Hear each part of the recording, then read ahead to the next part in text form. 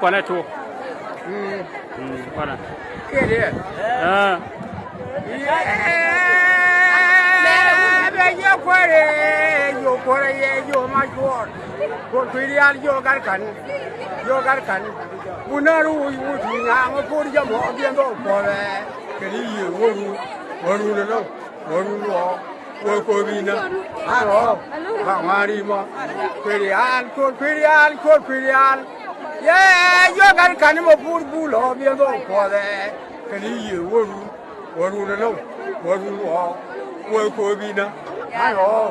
ฟังมาดีมั้ยเพราะว่ากันทียาเย็น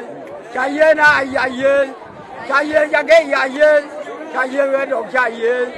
เย้ยังกันอยู่แม่ก็ตัววิโก้ไว้ก็อยู่ที่ที่ไม่บอกวิไว้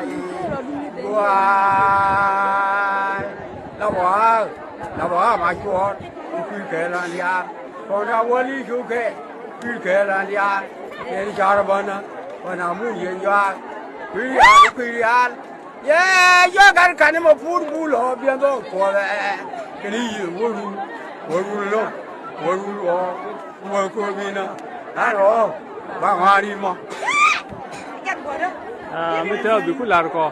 ဒါဘူးမှာသူရိုက်သင်မန်တာရေးပဲခေါ်ရဘယ်လာတော့ခေါ်ရယနရိုက်တယ်လာတယ်တို့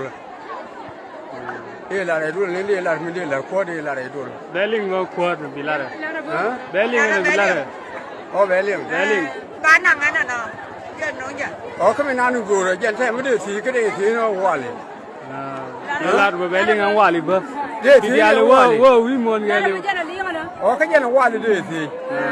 မင်းနာတဲ့စီเนี่ยဝါလေဦးဂျိုဂျင်းဝါလေတဲ့မကောခွန်ချက်ဂျင်းလာခွန်ကိုရောကိုရခွန်ချက်อันหมอเพิ่นชาร์เยหมอเพิ่นชาบเชี่ยหมอเพิ่นควรก็เขียนโคชาบmình cơm ní chạp gì à anh cố này gần qua mấy đàn này mấy giờ con biến quả nó có khó biến quả nó khó làm mong qua cái đàn này mấy người bị chia này chứ qua khi mới chạp lục cái con chạp gì ăn này đàn mình có là nuôi này qua lì làm mà vừa mới là quê chân mà để chạp gì để chạp vô cổ ru có cái gì bài đường cố điên cái gì cổ ru mà để mình ăn là cái chạp thế là để chạp anh nói vấn đề đây yêuคนดีรู้ยาจับหลาเสียคนเราพันยังมาเนี่ยอยากคุยกับคนจับไม่เป็นเจ้าของโวยเลยเดี๋ยวสิแค่กันว่ายาเป็นอย่างโวยว่าเป็นอย่างโวย